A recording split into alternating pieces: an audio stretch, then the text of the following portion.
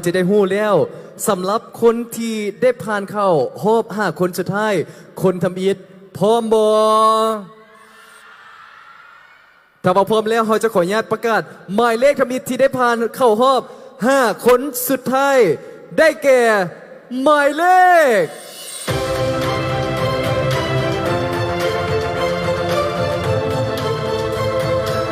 และได้แก่หมายเลขใดได้แก่หมายเลข ML 3ขอแสดงความยินดีกับหมายเลข ML3 นางเวียงสวรรค์สู้ตันุวงศ์ผ่านเข้ารอบ5 คนสุดท้ายเป็นคนทำอิฐ Congratulations to ML3 แสดงความยินดีนั้นเพิ่มเติมในห้องนี้ซึ่งต้องบอกว่าเหลือเพียงแต่4 บอลสุดท้ายเท่านั้นที่จะได้ไปต่อในค่ำคืนนี้ลำดับต่อไปผู้ที่2ที่จะได้ผ่านเข้ารอบ5 คนสุดท้ายได้แก่หมายเลขใดย้ำเข้ามาวินาทีนี้ท่านผู้ชมทางบ้านกำลังพิมพ์หมายเลขเข้ามาล้วนๆกันอยู่และผู้ที่2ที่ได้ผ่านเข้ารอบ5 คนสุดท้ายได้แก่หมายเลข ML สาว ML สาวออนปีญาผู้อำนวย แสดงความยินดีนำสำหรับหมายเลข ML สาว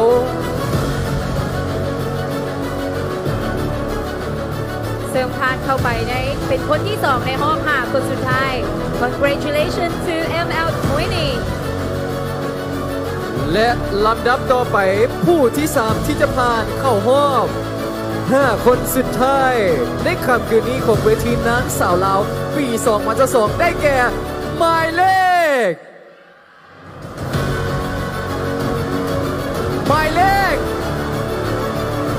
และได้แก่หมายเลข ML 12 Congratulations to ML12 โคมณีวงใส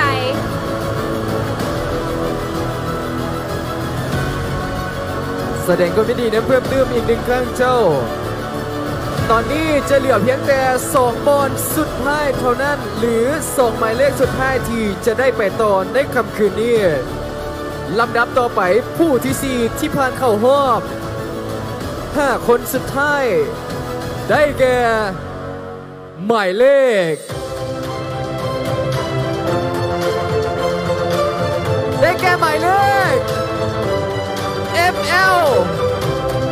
ML 29 Congratulations to ML29 เอ็ดดาวันพันธวงศ์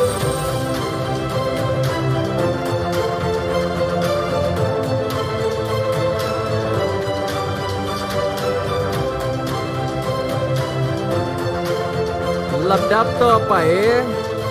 จะเป็นคนสุดท้ายที่จะได้ผ่านเข้ารอบ5 คนสุดท้ายในค่ำคืนนี้อยากได้ยินเสียงกองเสียดังๆอีก1 ครั้งได้บ่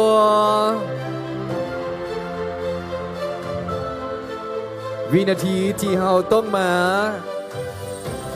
ติดตามน้ำกันสำหรับหมายเลขสุดท้ายที่จะได้ผ่านเข้าไปสำหรับรอบนี้ได้แก่หมายเลข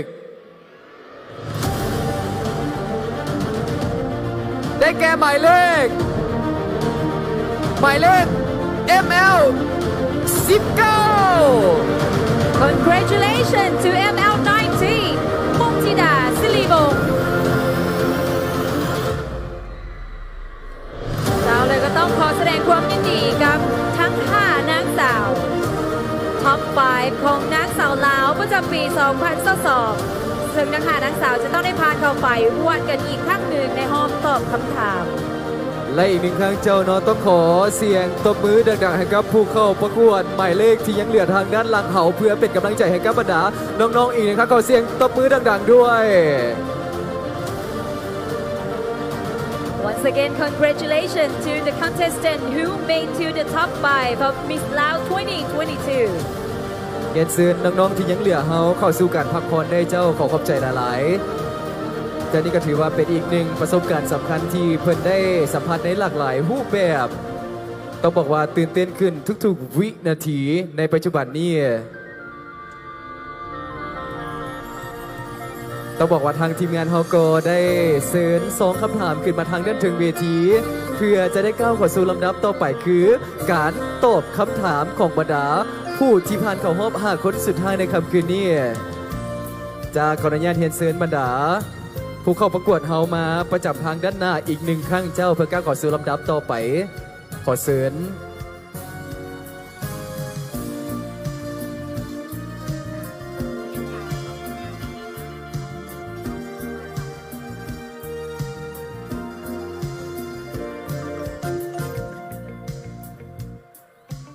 ซึ่งในตอนนี้เนอะยับเข้ามาอีกหนึ่งระยะที่หลายคนกำลังรอลุ่นรอท่าในการติดตามรับชมการตอบคำถามขออนุญาตเจ้ายับไปทางด้านนั้นการตอบคำถามของบรรดาผู้เข้าประกวดอีก5หมายเลขที่ได้ผ่านเข้ารอบ5คนสุดท้ายในค่ำคืนนี้ทางคณะกรรมการของพวกเขาคงจะนักใจโบแมนหน่อยเลยเจ้าในการตัดสินในครั้งนี้แม่นแล้วเอาเป็นมาตอนนี้เฮาจะเอิ้นหมายเลขตามลำดับการประกาศก่อนหน้านี้เนาะดังนั้นในห้องตอบคำถามนี้นางสาวจะต้องมาเลือกคำถามของตัวเอง เริ่มจากหมายเลข ML3 ขอเชิญ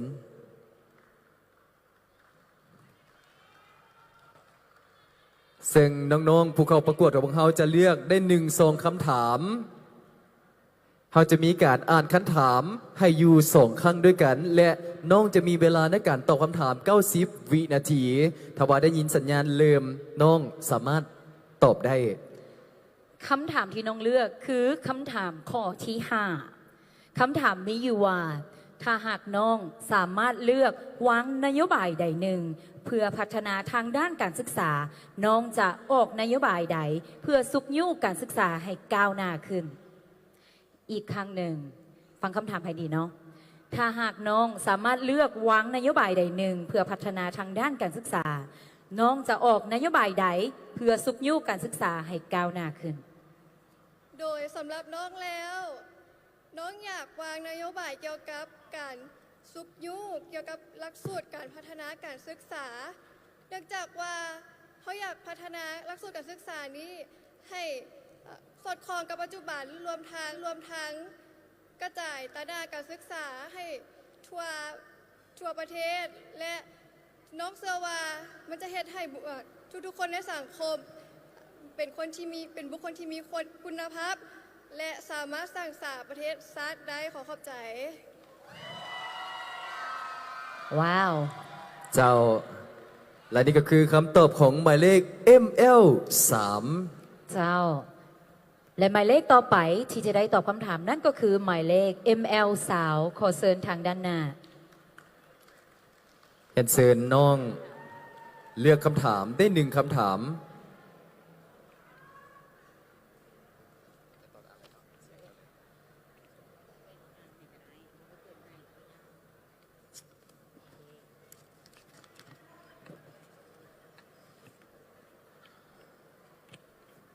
และคำถามของหมายเลข ML สาวฟังให้ดีน้องจะมีเวลา90วินาทีคำถามที่น้องได้คือคำถามข้อที่4ปัจจุบันโลกหันมานิยมสื่อโซเชียลเป็นอันดับต้นๆของการใช้ชีวิตน้องคิดว่าน้องจะใช้คอนเทนต์ใดในโซเชียลเพื่อจะสร้างประโยชน์ให้กับสังคมพร้อมบ่เจ้าถ้าว่าพร้อมเริ่มโดยขอขอบใจสำหรับคำถามน้องอยากจะสร้างคอนเทนต์เป็นแรงบันดาลใจให้แกทุกคนมีกำลังใจลุกขึ้นต่อสู้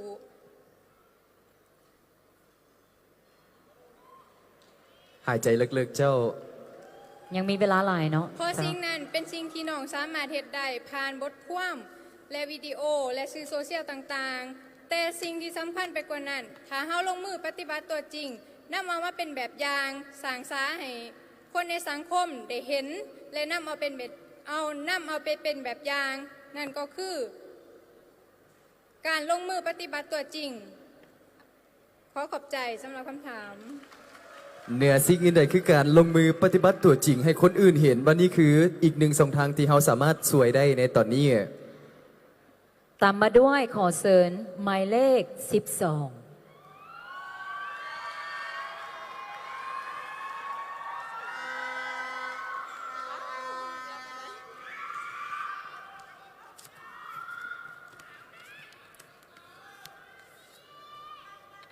และคำถามที่น้องเลือกก็คือคำถามข้อที่2ถ้าน้องตกอยู่ในสถานการณ์ที่กำลังถูกบูลลี่หรือการคอมเมนต์ในทางลบทางโซเชียลมีเดียโดยคนเหล่านั้นใช้อารมณ์หลายกว่าเหตุผลน้องจะมีวิธีการจัดการกับตัวเองแนวใดอีกครั้งหนึ่งถ้าน้องตกอยู่ในสถานการณ์ที่กำลังถูกบูลลี่หรือคอมเมนต์ในด้านลบทางโซเชียลคนเหล่านั้นใช้อารมณ์หลายกว่าเหตุผลน้องจะมีวิธีการจัดการกับตัวเองแบบใดถ้าพร้อมแล้วเริ่ม โดยขอขอบใจสำหรับคำถามถ้าน้องตกอยู่ในสถานการณ์ที่กำลังถูกบูลลี่น้องก็จะเลือกที่จะยึดมั่นกับความเป็นจริงและเบิ่งว่าปัญหาที่เขาเว้ามานั่นถือกับความเป็นจริงหรือบ่ถ้าถือกับความจริงน้องก็พร้อมที่จะปรับเปลี่ยนตนเองไปในทางที่ดีขึ้นแต่ถ้าหากว่าบ่ถือกับความเป็นจริงน้องก็จะเลือกปล่อยวางปัญหาดังกล่าวและเดินตามเส้นทางที่ถูกต้องเพื่อพัฒนาตนเองและประเทศชาติให้เจริญรุ่งเรืองก้าวหน้ายิ่งขึ้นไป Thank you to the justice and sponsor who I wish to the points. Thank you. และนี่ก็คืออีกหนึ่งผู้เข้าประกวดหมายเลข ML 29และเฮาจะยับเข้ามาสู่หมายเลขต่อไปเลยเนาะ ขอเชิญ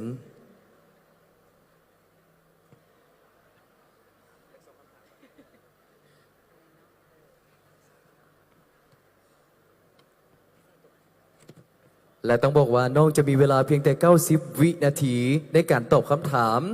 คำถามที่น้องได้คือคำถามข้อที่1เราจะขออนุญาตอ่านคำถามให้2ครั้งคำถามมีอยู่ว่าแม่ยิงลาวตกอยู่ในสภาวะการเป็นเหยื่อกับปัญหาการคุกคามทางเพศมาแต่อดีตการน้องคิดว่าน้องจะมีวิธีแนวใดจะเฮ็ดให้แม่ยิงหลุดพ้นภาวะเหล่านี้อีก1ครั้งแม่ยิงลาวตกอยู่ในภาวะการเป็นเหยื่อกับปัญหาการคุกคามทางเพศมาแต่อดีตการน้องคิดว่าจะมีวิธีแนวใดจะเฮ็ดให้แม่ยิงหลุดพ้นจากภาวะเหล่านั้นถ้าว่าพร้อมแล้วเริ่มโดยขอบใจสำหรับคำถามสำหรับตัวน้องแล้วคือว่าการคุกคามทางเพศเป็นสิ่งที่บ่ควรเกิดขึ้นกับแม่หญิงหรือว่าเพศใดก็ตามผู้หญิงเฮามักจะถูกสอนว่าให้ฮักนวลสงวนตัวเพื่อบ่ให้ผู้ชายมาคุกคามเฮาใดแต่สำหรับความคิดของน้องแล้วการสอนแต่ผู้หญิงมันเป็นสิ่งที่บ่พอเพียงเฮาต้องบอกสอนคนทุกเพศทุกวัยว่าการคุกคามทางเพศนั้นเป็นสิ่งที่ผิดและบ่ควรเกิดขึ้นกับใครขอขอบใจ ว้าว เสียงน้อยๆแต่ได้ใจความเนาะเรียนไหลดีอีกด้วย และเขาจะก้าวเข้ามาสู่หมายเลขสุดท้าย นั่นก็คือหมายเลข 19ซึ่งหมายเลข 19ส่งคำถามเหลือซองสุดท้ายข้าพเจ้าจะขออนุญาตอ่านคำถาม2ครั้งและน้องจะมีเวลา 90 วินาทีในการตอบคำถาม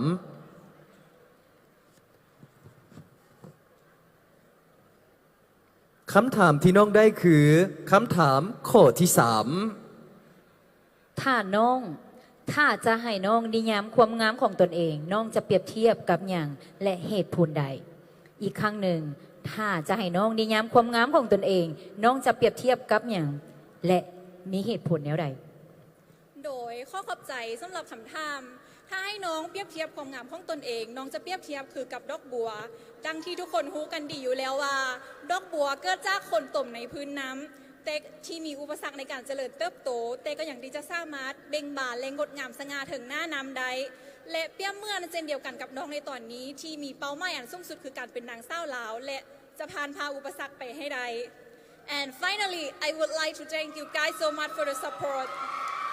However I would say this year is not going to happen if we don't have all the sponsors and the outstanding organizations that have contributed to the success of Miss Lao 最后座位19号我非常感谢大家喜欢我如果我是第一名今后我一定会更加努力谢谢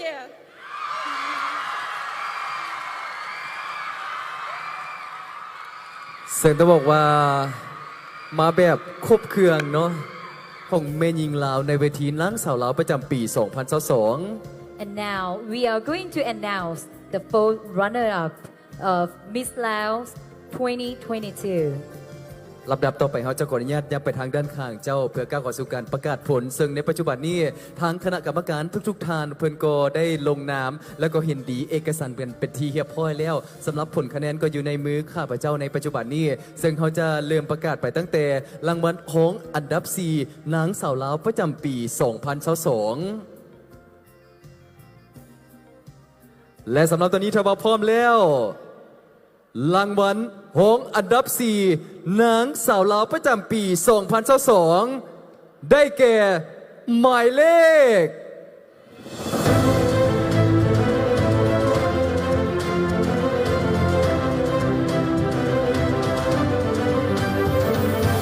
ได้แก่หมายเลข ML สาวอ่อนปิยะผู้อำนวยซึ่งต้องขอแสดงความยินดีกับหมายเลข ML สาวที่ได้รับรางวัลห้องอันดับ 4 จากทางกองประกวดนางสาวลาวในปี 2022 แสดงความยินดีนำเพิ่มเติมซึ่งเป็นตัวแทนจากทางแขวงจำปาสัก And congratulations to ML20 for the fourth runner-up of Miss Laos 2022.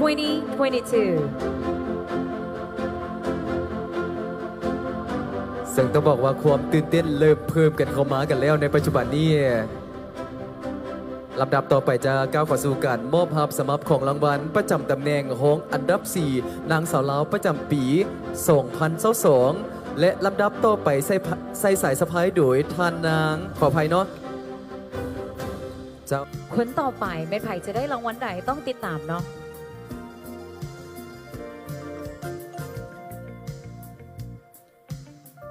เจ้าต้องขอขอบใจกับทานคำสวรรค์โคตรไซฮองเจ้าเมืองไซเศรษฐาที่เป็นเกียรติในครั้งนี้เจ้าโบเน่ใจว่าหมายเลขใดจะได้รับรางวัลนางสาวลาวประจำปี 2022ในค่ำคืนนี้เจ้าและขอเชิญหมายเลข ML สาวทางด้านข้างเลยเนาะเพื่อที่เขาจะได้ประกาศของอันดับ 3 ต่อไปเจ้าซึ่งต้องบอกว่ายับเข้ามาในวินาทีนี้ก็เริ่มตื่นเต้นขึ้นทุกๆวินาทีในตอนนี้ถือว่าเป็นอีกหนึ่งระยะที่หลายๆคนคล้องท่ากันอยู่ในการติดตามรับชมซึ่งต้องบอกว่าสำหรับรางวัลนางสาวลาวประจำปี 2022ของพวกเขาแต่ละหมายเลขนี่เพิ่นเกี่ยมโตมาดีและก็ได้เห็นเป็นที่เรียบร้อยแล้วสำหรับรางวัลของอันดับ 4 นางสาวลาวประจำปี 2022นี่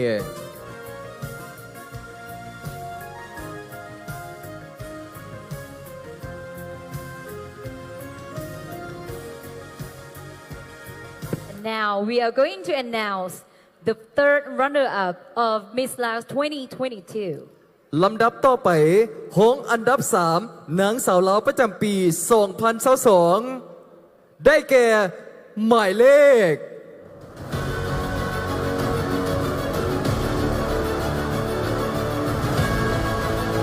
ของอันดับ 3 นางสาวลาวประจำปี 2022ได้แก่หมายเลข ML 12 พรมณีวงใส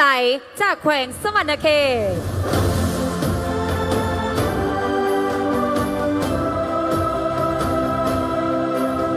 และกลับมาในห้องนี้เขาก็ได้เห็นสมหน้าไปที่เรียบร้อยแล้วหงอันดับ 3 นางสาวลาวประจำปี 2022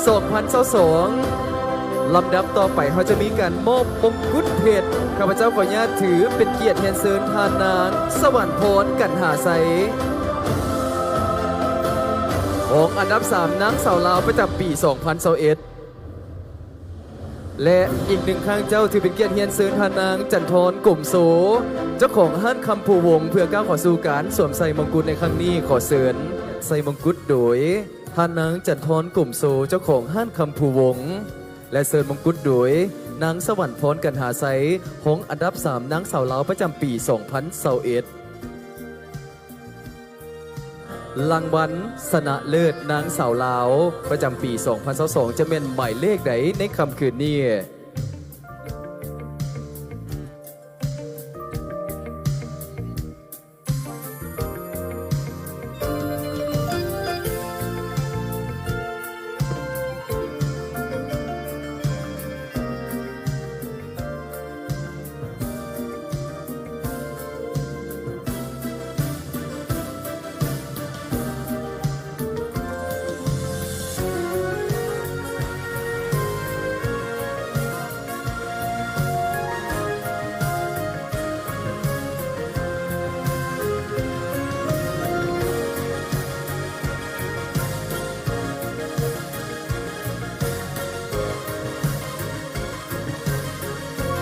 เจ้าแสดงญาติประกาศหงอันดับ2นางสาวลาวประจำปี 2022 ได้แก่หมายเลข หมายเลขใด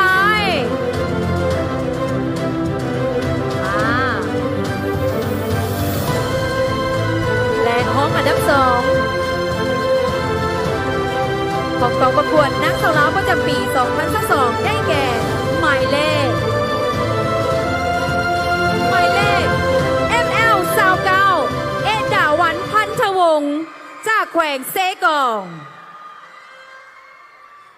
แสดงความยินดีนำด้วยและนี่ก็คือรางวัลหงอันดับ2นางสาวลาวประจำปี 2022 ML 29เอ็ดดาวันพันธวงศ์จากแขวงเซกองนี่ครับตำแหน่งตั้งแต่หงอันดับ4จนฮอดรางวัลชนะเลิศซึ่งเขายังต้องบรรลุนำกันอีก1รางวัลคือรางวัลนางสาวลาวประจำปี 2022 ในค่ำคืนนี้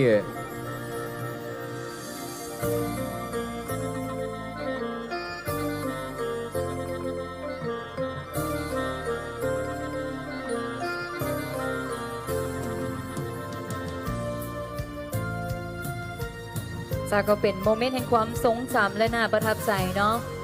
ต้องขอแสดงความยินดีอีกครั้งหนึ่งกับหมายเลข ML 29กับห้องอันดับ2ในตำแหน่งของกองประกวดนางสาวลาวประจำปี 2022 ปีนี้นั่นเอง ลำดับต่อไปก็จะเป็นการสวมใส่สายสะพายขอเชิญ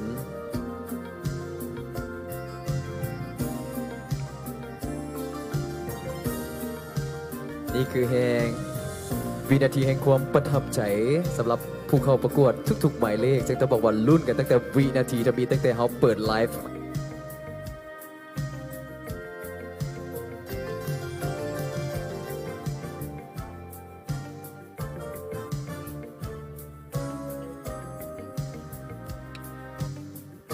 แสดงความขอบใจมายังทานส่วนประเสริฐดาราวงศ์อีกหนึ่งข้างเจ้าขอขอบใจสาวและตามมาด้วย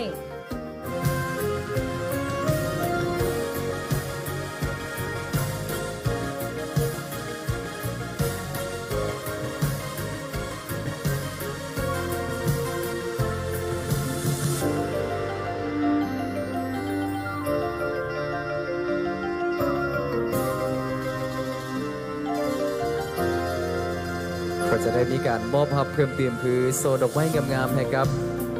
น้องนางสาวหงอันดับ2นางสาวลาว ML 29แสดงความขอบใจอีกหนึ่งครั้ง นาทีที่ห่วมระทึกใจเนาะเพราะว่าเขาเหลือเพียงแต่2คนสุดท้าย ต้องเชิญน้องๆผู้เข้าประกวด2คนสุดท้ายทางด้านกลางเพื่อก้าวเข้าสู่วินาทีที่เขาจะมาลุ้นน้ำกันแล้วว่ารางวัลนางสาวลาวประจำปี 2022 จะได้แก่หมายเลขใดในค่ำคืนนี้ซึ่งเบิ่งจากบรรดากองเสียแล้วทางผู้ชมทางบ้านก็เช่นเดียวกันคงจะลุ้นโบเพ่กันเลยอีกหนึ่งครั้งเขาจะขออนุญาตประกาศคือเขาจะประกาศรางวัลนางสาวลาวประจำปี 2022 และอีกหนึ่งหมายเลขคำว่าบ่ได้ยินซื้อคือจะได้รับรางวัลอองอันดับ1นางสาวลาวประจำปี 2022 Ladies and gentlemen, now this is the most breathtaking moment. We are going to know who is going to be Miss Laos 2022. We have only 2 candidates left, and we are going to call the name who is going to be Miss Laos 2022 first. Then, first runner-up. เสียหมายเลขใดตัดสินใจลำบากแล้ววินาทีนี้ซึ่งผลก็อยู่ในมือข้าพเจ้าเป็นทีเรียบร้อยแล้วลำดับต่อไปเขาจะก้าวเข้าสู่วินาทีที่เขาจะมาประกาศรางวัลนางสาวลาวประจำปี 2022 พร้อมบอและถ้าว่าพร้อมแล้วนางสาวลาวประจำปี 2022 ได้แก่หมายเลข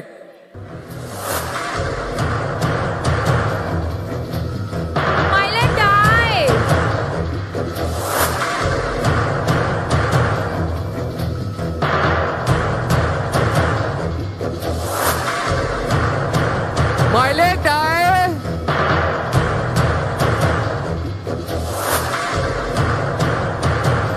วินาทีนี้เขาจะมาประกาศรางวัลนางสาวลาวประจำปี 2022 ได้แก่หมายเลข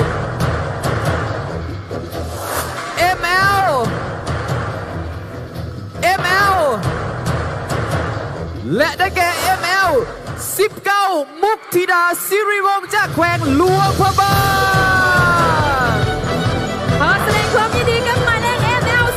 19 Congratulations to ML 19 from หลวงพระบาง และนี่ก็คือวินาทีแห่งความประทับใจ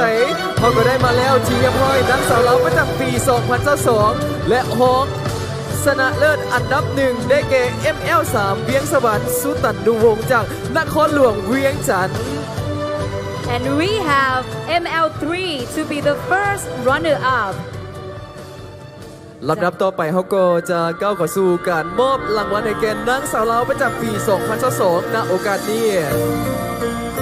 เจ้าต้องขอเยียนเชิญทานนางธรรมาเพชรวิสัยของประธานคณะบริหารงานศูนย์กลางสะพานแม่หญิงลาว เป็นเกียรติมอบมงกุฎให้กับนางสาวลาวคนใหม่ประจำปี 2022 และเสริญมงกุฎโดยนางธิดาจันทร์วิศรีสมบัตินางสาวลาวประจำปี 2021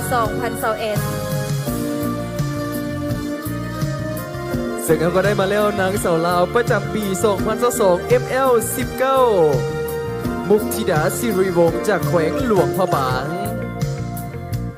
แสดงความยินดีและเพิ่มเติมอีกหนึ่งครั้งเจ้าสำหรับผู้ที่ได้รับรางวัลชนะเลิศนางสาวลาวประจำปี 2022 นี่ และเอาก็ได้นางสาวลาวคนใหม่กันไปที่เฮียมห้อยกันแล้วจากวาระระยะเวลาที่หลายๆคนร่วมลุ้นกันมาเนาะจนมาฮอดตอนนี้ก็ถือว่าเป็นเอกสารเป็นที่เฮียบห้อยนั่นก็คือหมายเลข ML 19 ถือว่าเป็นวินาทีแห่งความตื่นตาตื่นใจหลายท่านก็ได้กั้นหายใจไปตอนประกาศชื่อ ใช่แล้ว เพราะว่าเป็นอีกหนึ่งอย่างที่หลายคนรอท่าตั้งแต่พอเปิดงานที่ว่าผ่านมาจนฮอดวินาทีนี้ซึ่งเขาก็ได้เห็นสมหน้านางสาวลาวประจำปี 2022 ที่จะเริ่มปฏิบัติหน้าที่ไปจนกว่าจะหมดวาระกันนั่นเอง แม่นแล้วเนาะจนกลัวเขาจะได้นักสาวลาวประจำปี 2023 เจ้าซึ่งก็ถือว่าเป็นอีกหนึ่งโอกาสอันดีที่เขาจะได้เห็นการปฏิบัติหน้าที่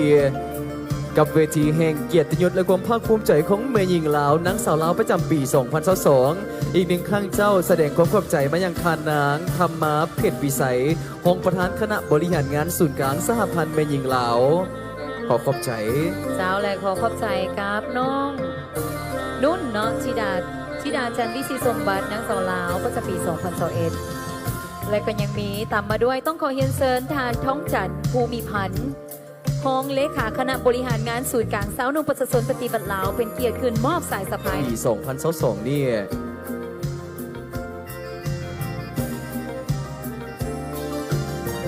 เจ้า และในโอกาสนี้ต้องขอขอบใจครับทานท้องจันทร์ภูมิพันธ์รองเลขาคณะบริหารงานศูนย์กลางสาวนุ่งประชาชนปฏิบัติลาวที่เป็นเกียรติคืนมอบสายสะพายในครั้งนี้ ขอเสริญพักผ่อนได้ผู้อำนวยการฝ่ายกิจกรรมเพื่อสังคมและบริหารจากบริษัทเปียเหลาจำกัด ขอเห็นเสริญพักผ่อนได้ เจ้าลำดับต่อไปต้องขอเฮียนเซินทานห่วงเจนเซนประธานบริษัท Chinese Support Study Center เป็นเกียรติขึ้นมอบทุนการศึกษามูลค่า200 ล้านกีบให้กับนางสาวลาวประจำปี 2022 ครั้งนี้ด้วยขอเฮียนเซิน มูลค่า200 ล้านกีบอีกหนึ่งครั้งแสดงความขอบใจมายังทานหวงเจินเซินประธานบริษัท Chinese Support Study Center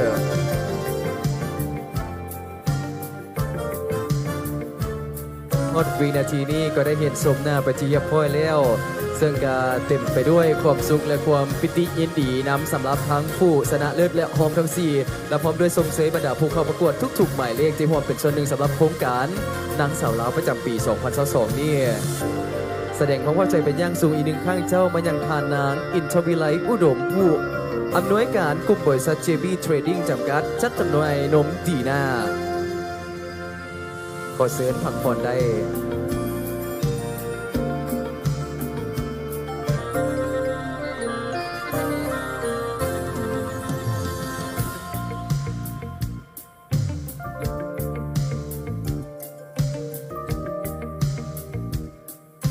แสดงความขอบใจมายังทานพนาโซดบุตรวิไลต่างหน้าบริษัท LT Computer อีกหนึ่งครั้งเจ้า งานทานนางบัวลีพระมีศรีผู้บริหารห้านคำผู้วงที่เป็นเกียรติขึ้นมอบรางวัลในครั้งนี้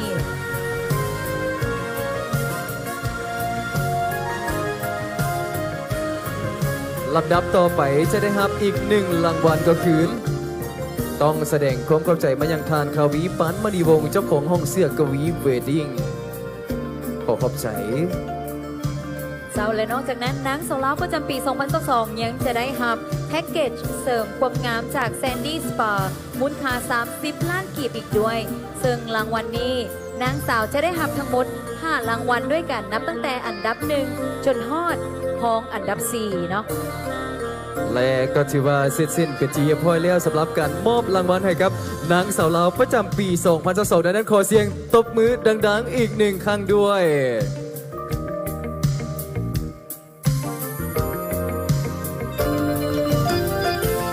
รางวัลลำดับต่อไปคือห้องอันดับ 1นางสาวลาวประจำปี 2022ซึ่งห้องอันดับ 1นางสาวลาวประจำปี 2022จะได้รับมงกุฎเพชรลำดับต่อไปขอถือเป็นเกียรติเฮียนเซินทานนางวิไลวรณ์จันทราตีหัวหน้าแผนกแถลงข่าววัฒนธรรมและท่องเที่ยว เจ้าอีกครั้งหนึ่งต้องขอแสดงความยินดีมายังหมายเลข ML3 ที่คว้าตำแหน่งรองชนะเลิศอันดับ 1 ไปเนาะ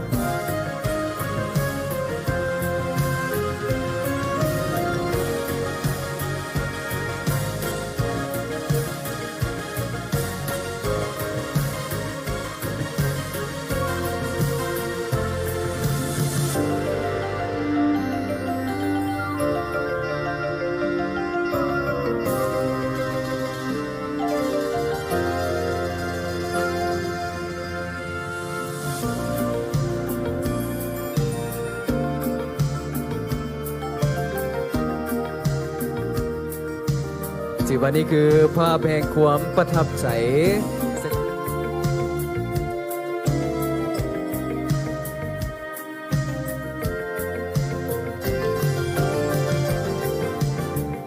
ถือว่าเป็นภาพแห่งความประทับใจแสดงความเข้าใจมายังทานคมปัญญาพิงวิทย์ในครั้งนี้ก็จะเป็นรางวัลเงินสดจำนวนมูลค่า20 ล้านกีบพร้อมด้วยโซดอกไม้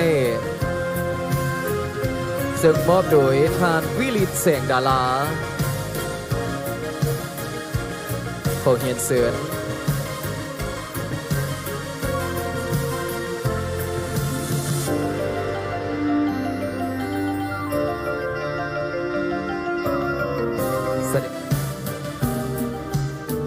และนี่คือทุนการศึกษามูลค่า200 ล้านกีบ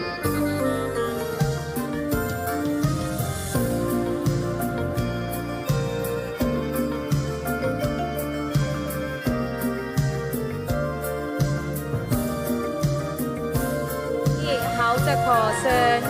นางสาวลาวประจำปี 2022 ก้าวยางทางด้านเทิงเวทีเพื่อทักทายและต้อนรับตำแหน่งใหม่กับนางสาวลาวประจำปี 2022 คนใหม่นี้ด้วย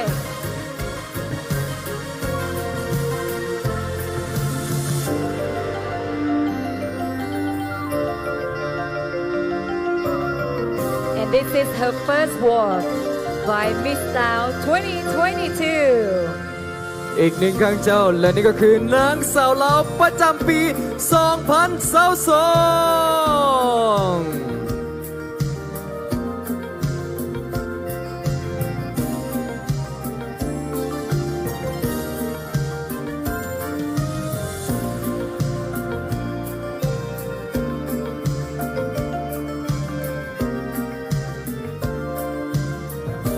ซึ่งในปัจจุบันนี้ทางนางสาวลาว2022พร้อมด้วยโฮมทั้ง4คนจะก้าวเข้าสู่การนั่งอยู่ในตั้งประจำตำแหน่งในปัจจุบันนี้